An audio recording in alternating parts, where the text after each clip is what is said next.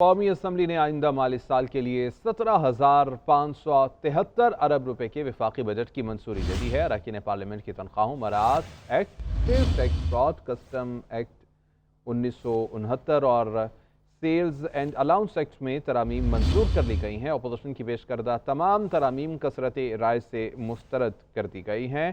107 اداروں کو income tax میں چھوٹ دے دی گئی ہے۔ سولر پینل پر سیلز ٹیکس کی شرح 10% کر دی گئی ہے۔ سابقہ صدور اور ان کی بیواؤں کی پینشن میں ٹیکس استثناء دے دیا گیا ہے۔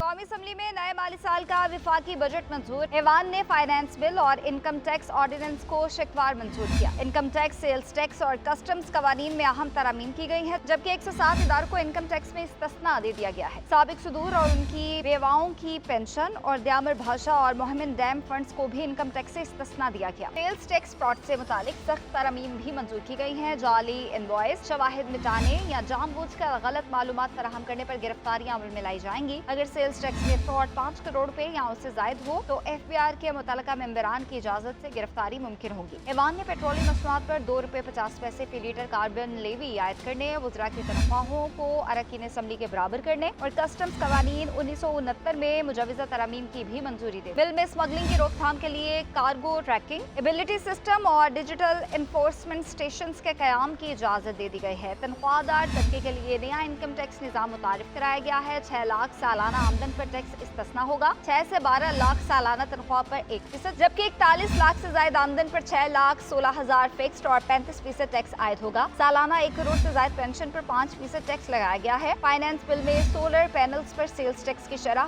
10% مقرر کر دی گئی ہے، جبکہ درآمدی سامان ٹرانزٹ اور ترسیل کی مکمل نگرانی کے لیے الیکٹرانک نظام متعارف کرایا جائے گا۔